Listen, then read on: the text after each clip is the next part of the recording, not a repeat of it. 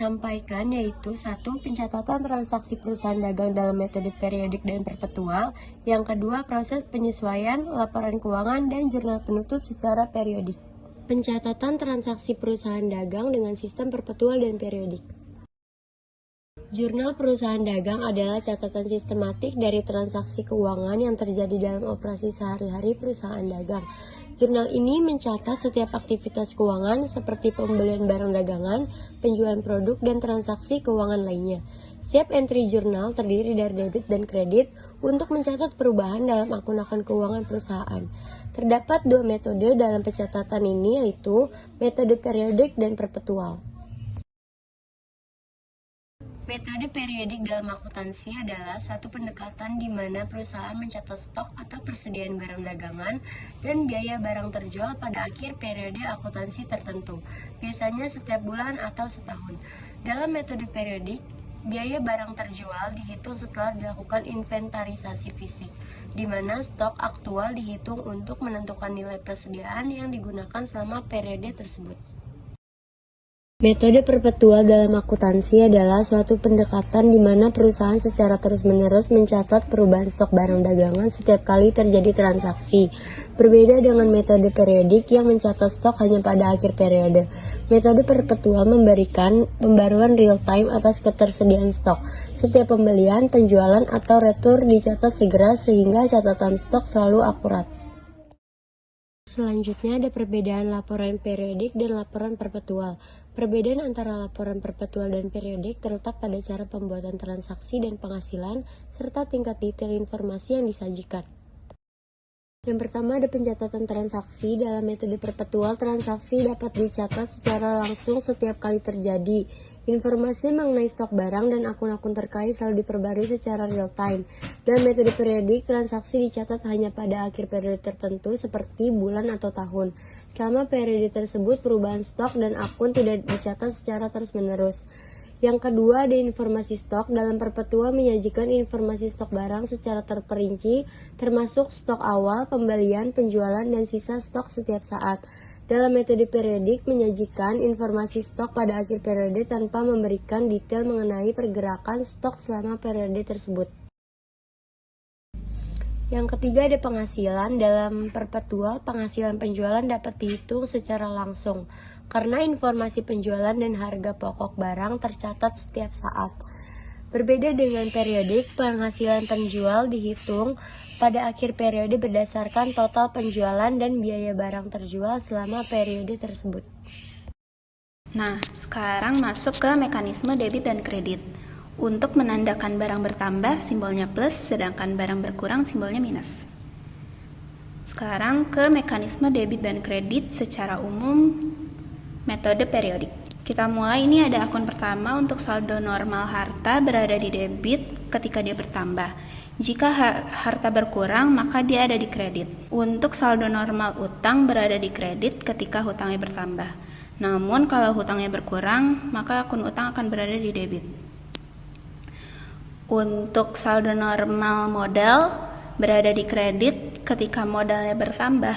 Namun kalau modalnya berkurang, maka modal akan berada di debit. Untuk akun pendapatan atau penjualan berada di kredit ketika hutangnya bertambah. Namun kalau hutangnya berkurang, maka akan berada di debit. Untuk akun beban berada di debit ketika dia bertambah.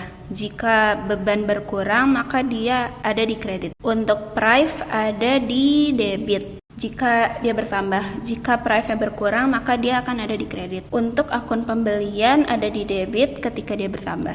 Jika pembelian berkurang, maka dia akan ada di kredit. Mekanisme debit dan kredit khusus pembelian dalam metode periodik. Untuk akun pembelian ada di debit ketika dia bertambah. Jika pembelian berkurang, maka akan ada di kredit. Untuk retur pembelian berada di kredit ketika retur pembeliannya berkurang. Namun kalau retur pembeliannya bertambah, berada di debit. Lalu ada diskon pembelian yang berada di kredit, tapi ketika diskon pembeliannya berkurang, maka diskon pembelian berada di debit. Lanjut ke beban angkut pembelian. Beban angkut pembelian ini berada di debit ketika dia bertambah. Jika beban angkut pembelian berkurang, maka dia akan ada di kredit. Mekanisme debit dan kredit khusus penjualan dalam metode periodik. Untuk akun pembelian berada di debit ketika dia bertambah. Jika pembelian berkurang, maka dia akan ada di kredit. Jika retur penjualan dan PH berkurang, maka dia akan ada di kredit. Untuk diskon penjualan, dia ada di debit ketika diskon penjualannya bertambah. Kalau diskon penjualannya berkurang, maka dia akan ada di kredit. Untuk beban angkut penjualan itu ada di debit ketika dia bertambah. Jika beban angkut penjualan berkurang, maka dia akan ada di kredit. Mekanisme debit dan kredit secara umum dalam metode perpetual. Untuk akun harga, dia ada di debit ketika dia bertambah. Jika harta berkurang, maka dia akan ada di kredit. Untuk saldo normal utang, dia berada di kredit ketika hutangnya bertambah. Namun kalau hutangnya berkurang, maka akun utang akan berada di debit. Untuk akun modal, dia ada di kredit kalau modalnya berkurang. Kalau modalnya bertambah, berarti dia ada di debit. Untuk pendapatan atau penjualan, ada di kredit ketika pendapatan atau penjualannya berkurang. Namun kalau pendapatan atau penjualannya berkurang, maka akun pendapatan atau penjualannya berada di debit. Akun beban berada di debit ketika dia bertambah. Jika beban berkurang, maka dia akan ada di kredit. Untuk saldo prive, dia berada di debit. Kalau dia berkurang, maka prive ada di kredit. Untuk harga pokok penjualan berada di debit ketika dia bertambah. Jika harga pokok penjualan berkurang, maka dia berada di kredit. Dan persediaan barang dagang itu ada di debit ketika dia bertambah. Jika berkurang, maka dia akan ada di kredit. Untuk mekanisme debit dan kredit khusus pembelian dalam metode perpetual. Jika persediaan barang awal periode bertambah, maka dia berada di debit. Tapi jika persediaan barang pada awal periode berkurang, maka dia akan berada di kredit. Mekanisme debit dan kredit khusus penjualan dalam metode perpetual. Untuk akun penjualan, dia berada di kredit. Kalau penjualannya tambah, maka dia akan berada di debit. Untuk akun retur penjualan dan PH, dia berada di debit ketika dia bertambah. Jika retur penjualan dan PH-nya berkurang, maka dia akan ada di kredit. Untuk diskon penjualan, dia berada di debit ketika dia bertambah. Jika diskon penjualannya itu berkurang, maka dia akan ada di kredit. Selanjutnya, ada beban angkut penjualan, dia itu ada di debit ketika dia bertambah. Jika beban angkut penjualannya berkurang, maka dia akan ada di kredit. Materi selanjutnya adalah proses penyesuaian laporan keuangan dan jurnal penutup secara periodik. Next, kita bahas mengenai proses penyesuaian terlebih dahulu. Menggunakan metode periodik, perusahaan harus menyesuaikan saldo akun persediaan barang dagang pada akhir periode. Terdapat dua basis untuk penyesuaian, yaitu berbasis akun harga pokok penjualan dan berbasis ikhtisar laba rugi. Setelah jurnal penyesuaian, maka disusun neraca saldo setelah penyesuaian. Next, jurnal penyesuaian berbasis akun harga pokok penjualan. Akun harga pokok penjualan digunakan untuk menampung penyesuaian persediaan barang dagangan dan akun-akun nominal yang terkait dengan pembelian barang dagang. Akun-akun yang perlu disesuaikan meliputi akun persediaan barang dagangan dengan menutup saldo awal dan mencatat saldo akhir persediaan barang dagangan. Selanjutnya, akun pembelian, akun biaya angkut pembelian, akun retor dan pengurangan pembelian, dan akun potongan pembelian. Next, jurnal penyesuaian berbasis akun ikhtisar laba rugi. Akun ikhtisar laba rugi digunakan untuk mencatat penyesuaian terhadap akun persediaan barang dagangannya saja. Jurnal penyesuaian dilakukan untuk menutup saldo awal dan mencatat saldo akhir persediaan barang dagangan. Akun-akun lain yang terkait dengan pembelian dan barang dagangan tidak perlu disesuaikan.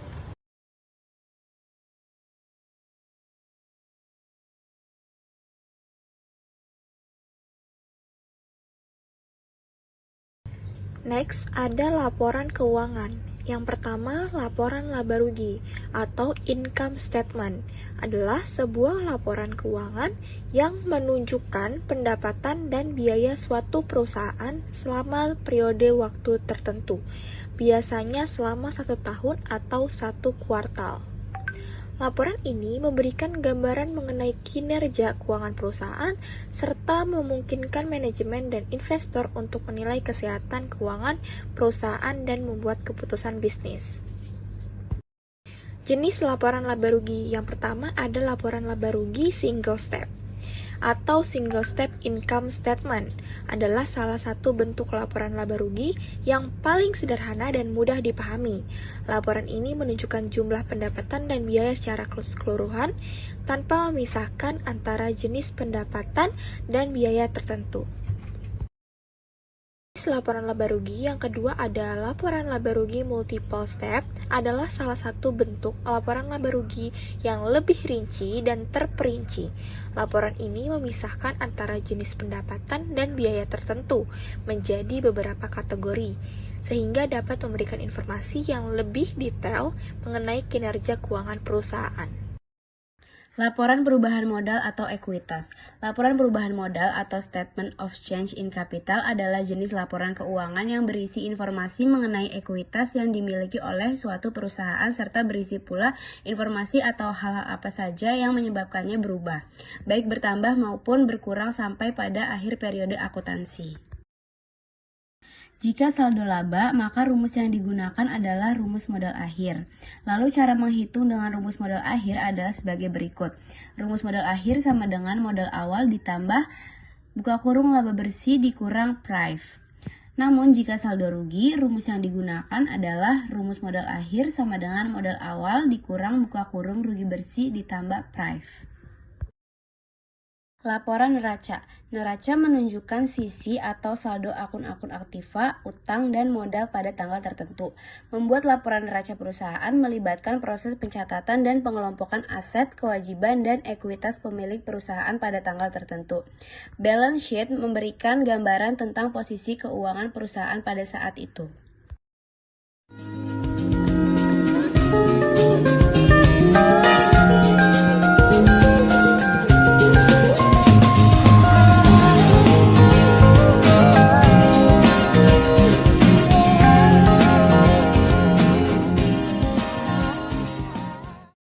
Berikut adalah jurnal umum dalam metode periodik. Pada tanggal 1 Juli, dilakukan pembelian barang dari Bandung senilai 10 juta rupiah secara tunai dengan syarat FOB titik pengiriman dibayar di muka. Berarti jurnalnya pembelian di debit dan kas di kredit sebesar 10 juta rupiah. Lanjut, tanggal 1 membayar biaya angkut pembelian barang tanggal 1 Juli. Berarti jurnalnya biaya angkut pembelian di debit sebesar 200.000 dan kas di kredit sebesar 200.000. Pada tanggal 3 Juli membeli barang secara kredit dari Jakarta sebesar 2 juta rupiah.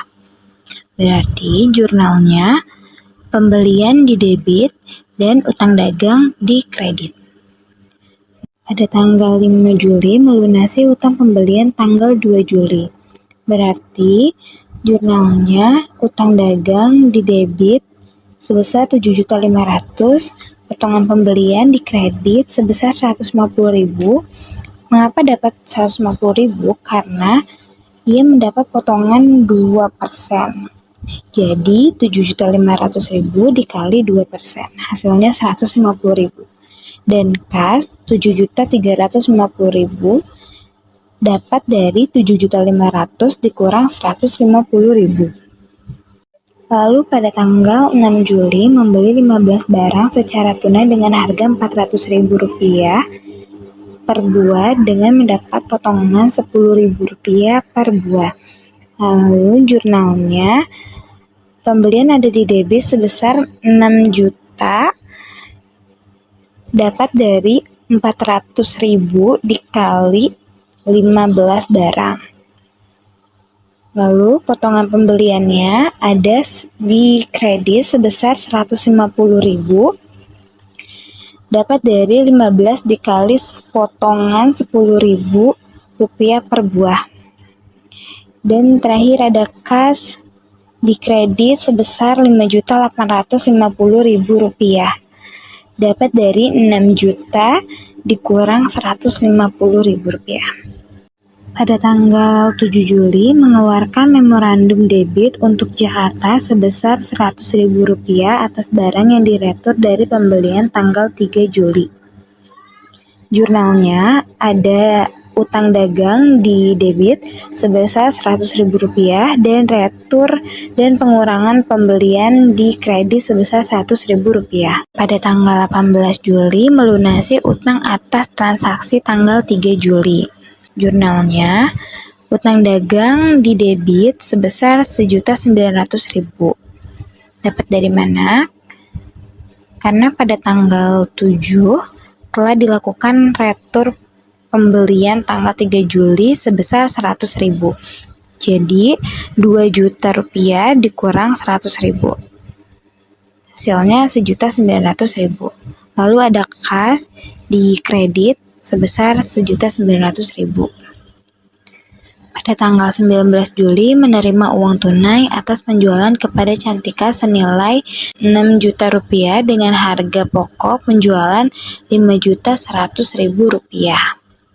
Jadi jurnalnya, kas di debit sebesar Rp6 juta dan penjualan di kredit sebesar Rp6 juta.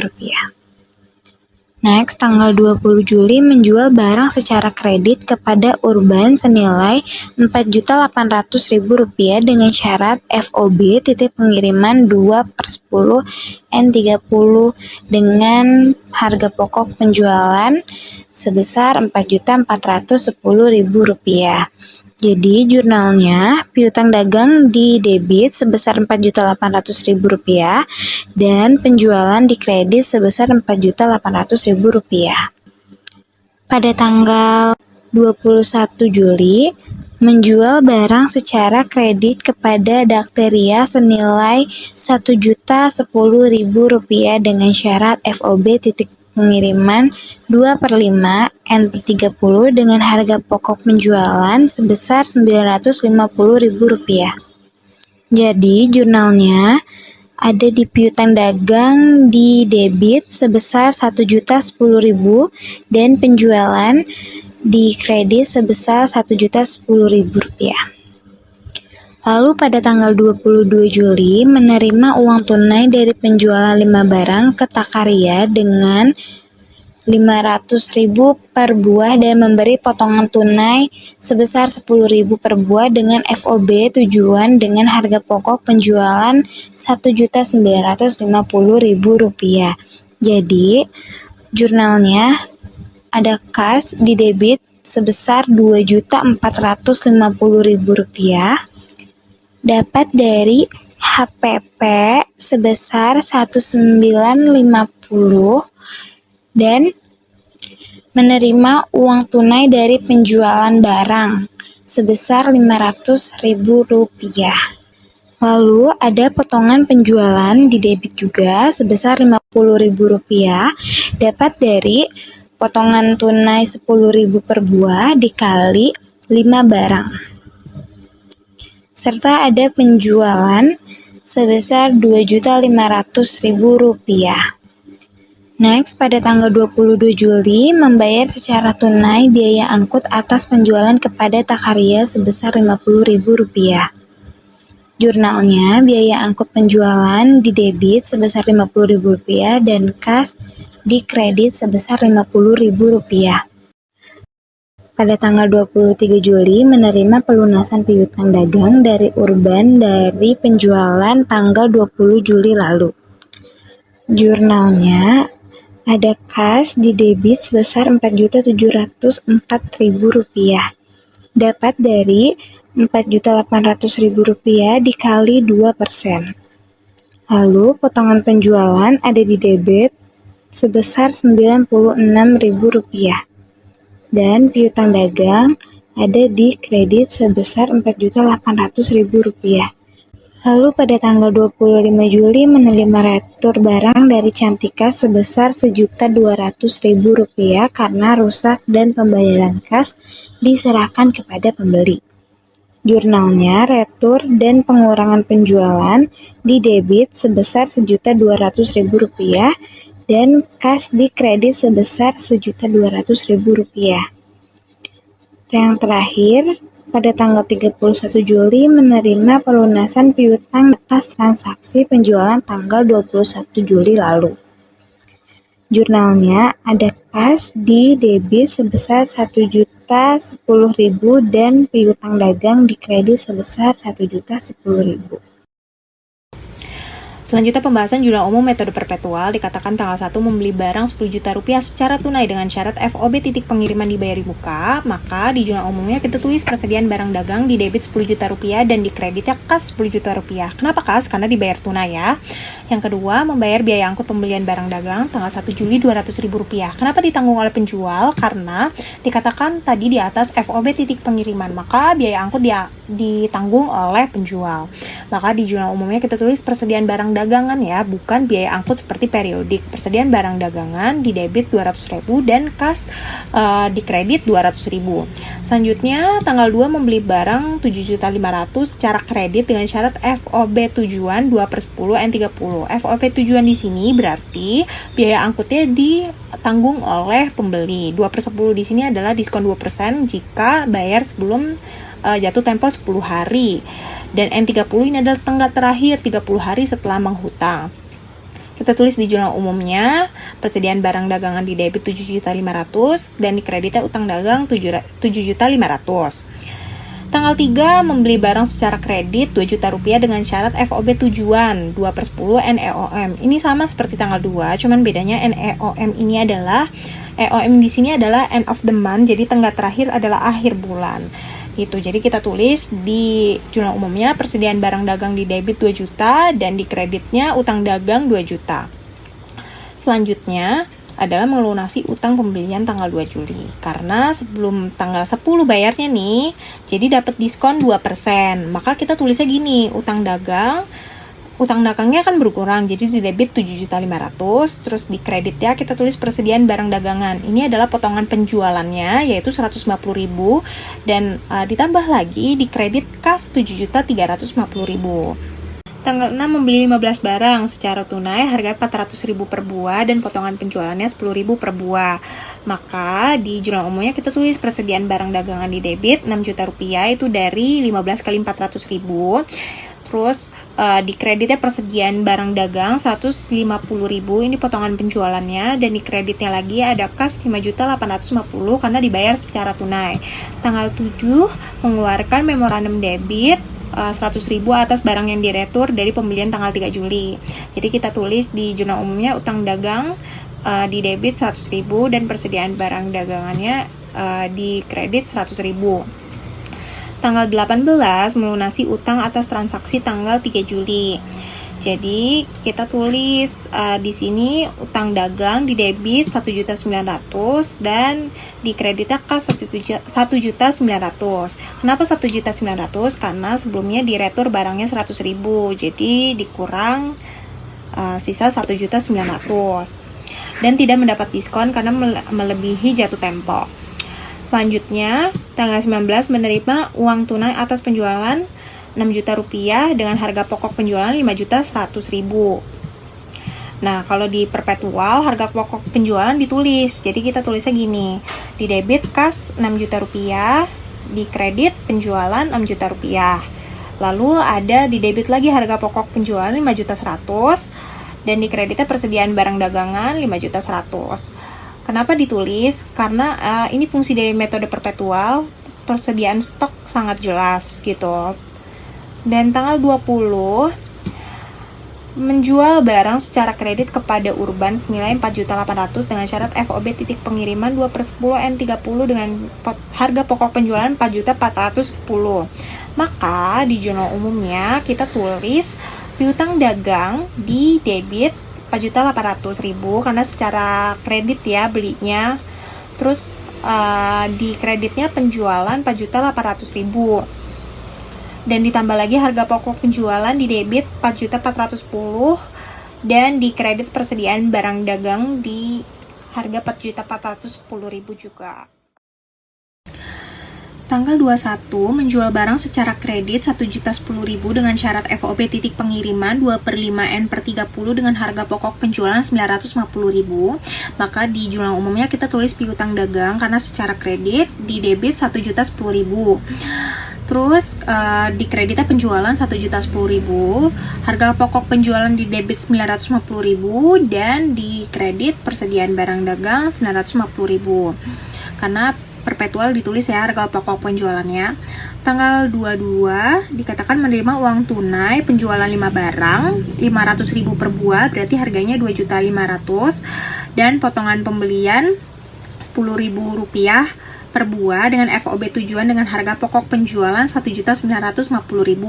Maka kita tulis di kasnya Rp2.450.000. Terus potongan penjualannya di debit Rp50.000 dan penjualannya di kredit Rp2.500.000. Harga pokok penjualan di debit Rp1.950.000, di kredit persediaan barang dagangan Rp1.950.000. Selanjutnya di tanggal 22 juga membayar secara tunai biaya angkut atas penjualan kepada bla bla bla bla Rp50.000 karena dikatakan FOB tujuan. Maka kita tulis persediaan dagang di debit Rp50.000 dan kas di kredit Rp50.000. Kita tulis juga tanggal 23 ini dibilang menerima pelunasan piutang dagang dari bla bla bla bla penjualan tanggal 20 Juli lalu. Maka ini masih berlaku ya, diskon 2%. Maka kita tulis di jurnal umumnya kas 4.704.000, di debit juga potongan penjualan 96.000, dan di kreditnya piutang dagang 4.800.000. Tanggal 25 menerima retur barang sebesar 1.200.000 karena rusak dan pembayaran kas diserahkan kepada pembeli. Maka di jurnal umum kita tulis retur dan pengurangan penjualan di debit 1.200.000 dan kas di kredit 1.200.000 karena diserahkan secara kas ya. Terus karena dikembalikan, HPP-nya kembali dan persediaan barangnya bertambah lagi. Jadi persediaan barang dagangan debit 1.020.000 dan di kreditnya harga pokok penjualan 1.020.000. Di tanggal 31 dikatakan menerima pelunasan piutang dari penjualan 21 Juli lalu. Maka kita tulis di jurnal umumnya kas di debit 1.010.000 dan piutang dagang 1.010.000 di kredit, dan di total jadi 70 juta rupiah. Maka ini sudah dinyatakan balance ya.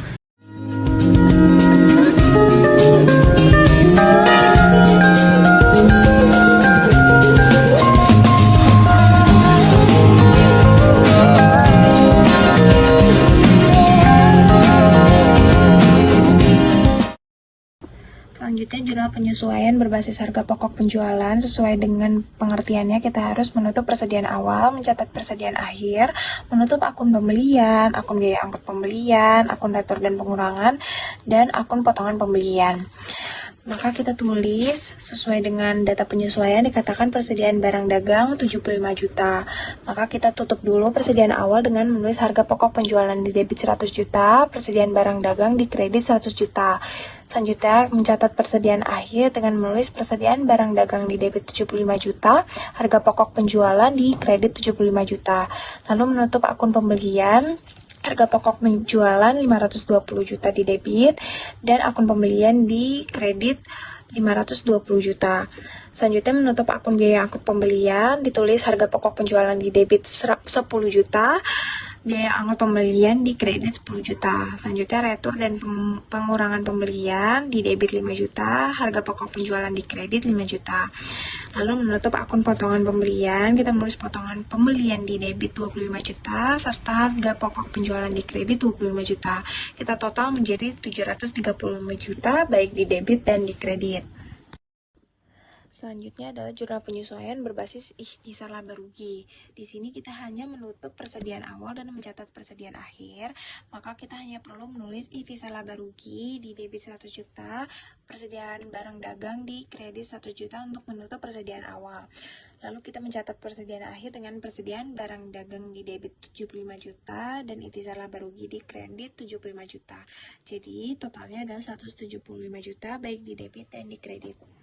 Selanjutnya neraca saldo setelah disesuaikan basis ikhtisar laba rugi, kasnya di debit 15 juta, piutang dagang di debit 60 juta, persediaan barang dagangan 75 juta di debit, utang dagang di kredit 23 juta, prive atau pribadi di debit 18 juta, modal di kredit 22 juta, penjualan di kredit 720 juta, retur dan pengurangan penjualan 14 juta di debit, potongan penjualan 6 juta di debit, pendapatan lain-lain 10 juta di debit, pembelian 520 juta di debit, retur dan pengurangan pembelian 5 juta di kredit, potongan pembelian 25 juta di kredit, biaya angkut pembelian 10 juta di debit, biaya gaji 24 juta di debit, biaya sewa 27 juta di debit, biaya pengiriman barang 6 juta di debit, biaya lain-lain 5 juta di debit, harga pokok penjualan 525 juta di debit, jadi totalnya 775 juta di debit maupun di kredit.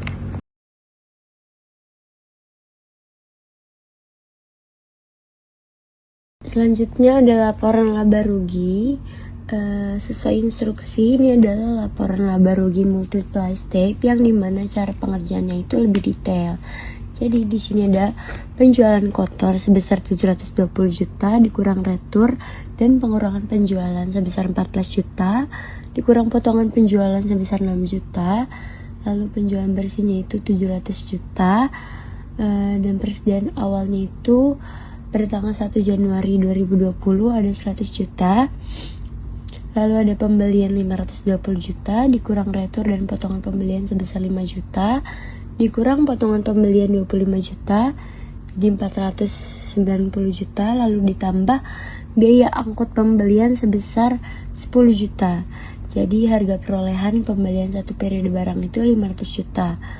Dagangan yang siap dijual untuk satu periode ada 600 juta, dikurang persediaan akhir sebesar 75 juta, dikurang harga pokok penjualan sebesar 525 juta, lalu laba kotor dari penjualan itu 175 juta. Ada beban operasional, yaitu yang pertama ada beban gaji 24 juta, lalu beban sewa 27 juta, dan beban pengiriman 6 juta. Lalu dikurangi total biaya operasionalnya itu sebesar 57 juta. Di sini ada laba rugi operasional 118 juta, laba rugi non operasionalnya itu ada pendapatan lain-lain sebesar 10 juta dikurang biaya lain-lain, jadi laba rugi non operasionalnya itu 5 juta. Jadi laba rugi bersihnya itu 123 juta. Lalu di sini ada laporan ekuitas pemilik. Di sini saldo awal pada tanggal 1 Januari 2020 itu sebesar 14 juta. Penyetoran modal setoran tunainya itu ada yang sebesar 6 juta dan 2 juta. Jadi totalnya itu 8 juta. Itu pada tahun 2007. Lalu saldo awal tadi ditambah setoran modal jadi 22 juta. Lalu di sini ada pengambilan pribadi sebesar 18 juta. Jadi sisa 4 juta. Lalu ada laba rugi 2007, itu yang tadi sudah kita dapatkan di slide sebelumnya sebesar 123 juta. Jadi saldo modal akhirnya itu tanggal 31 Desember 2020 127 juta. Sanjaya Elektronik laporan neraca pada tanggal 31 Desember 2020. Untuk aktivanya ada akun kas yaitu sebesar 15 juta, piutang dagang sebesar 60 juta, dan persediaan barang dagangan sebesar 75 juta. Untuk totalnya jadi 150 juta.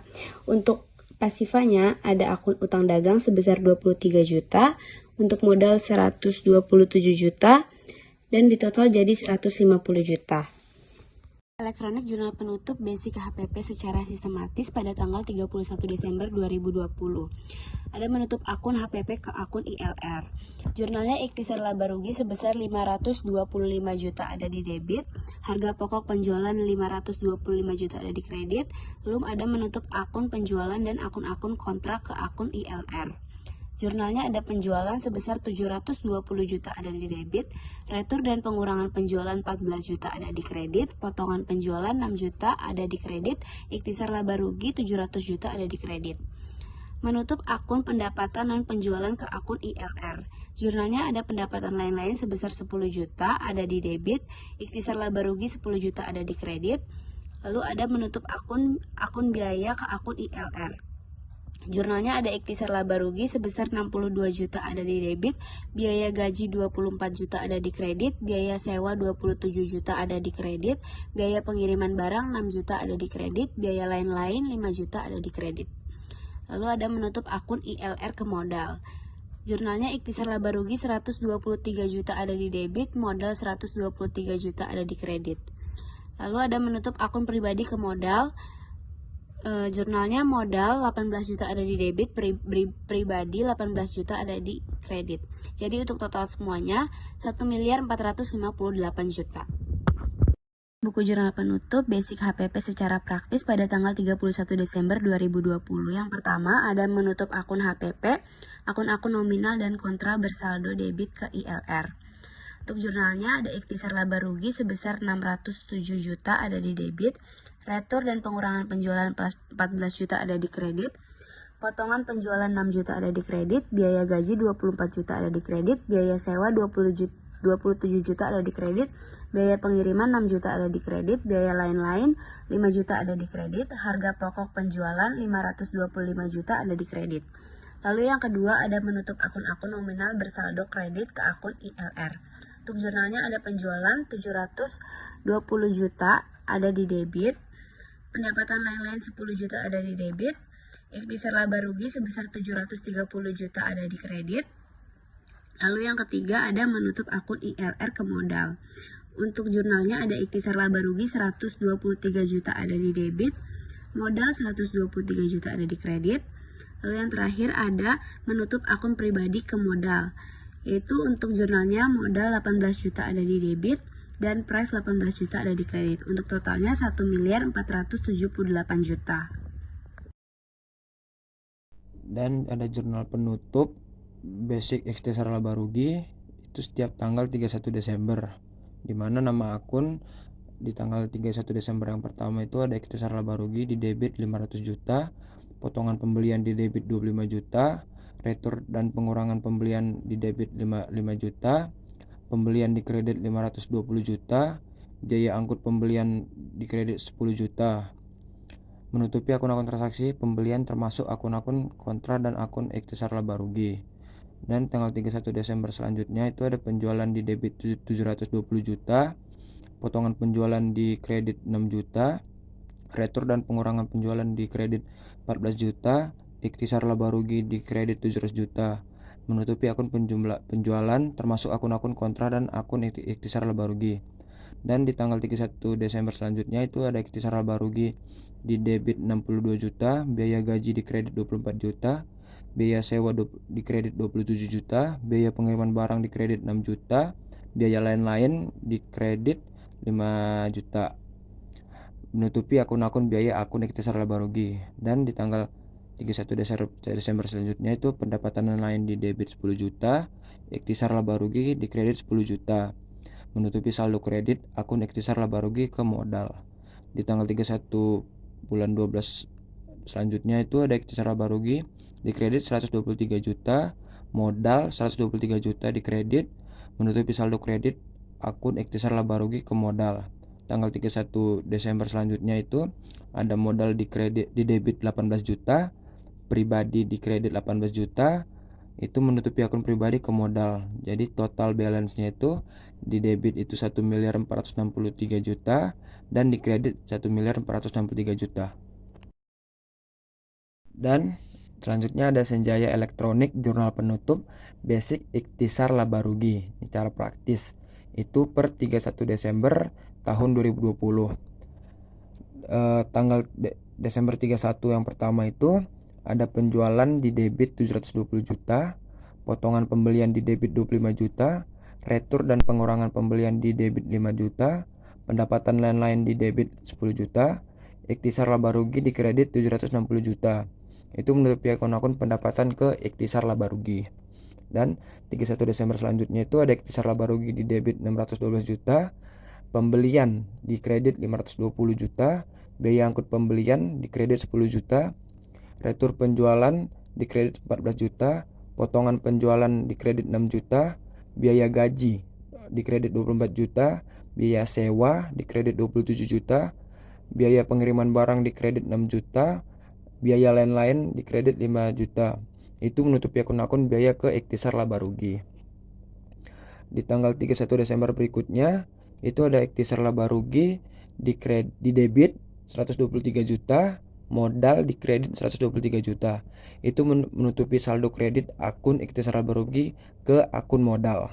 Dan 31 Desember berikutnya itu ada modal di debit 18 juta, pribadi di kredit 18 juta, itu menutupi akun pribadi ke akun modal.